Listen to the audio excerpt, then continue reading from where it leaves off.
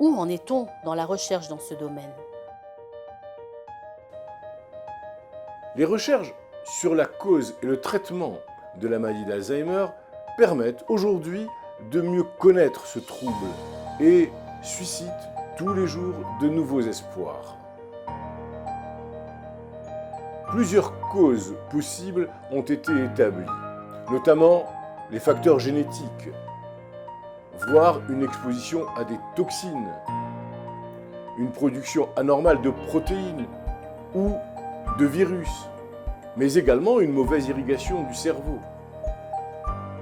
Le vieillissement et l'hérédité, c'est-à-dire les facteurs génétiques, sont considérés comme des facteurs qui jouent le rôle le plus important dans l'apparition de la maladie d'Alzheimer. La démence vasculaire est provoquée par une série d'accidents vasculaires cérébraux qui vont entraîner la mort des cellules de certaines régions du cerveau. Ce trouble cause une perte des capacités mentales qui peut être soudaine ou progressive ou graduelle et constante. La mémoire à court terme est généralement touchée en premier lieu. Quels sont les principaux symptômes de la démence?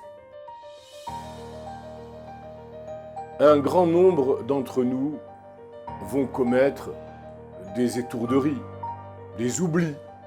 Nous oublions parfois où nous avons laissé les clés de la maison ou de la voiture, ou bien nous allons nous mettre à raconter toujours la même histoire à un ami ou à un membre de la famille qui ont déjà écouté ces histoires depuis longtemps.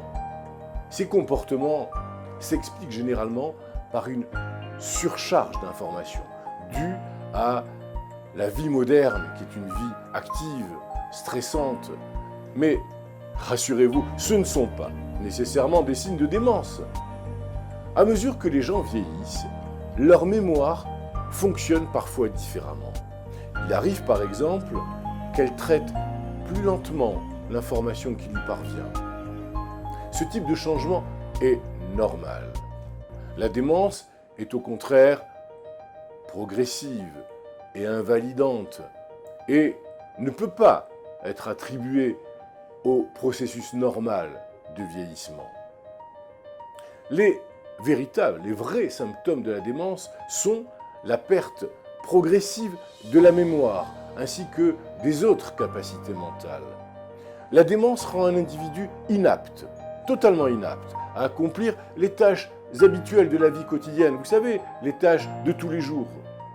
Elle peut aussi causer parfois des changements de comportement et de personnalité.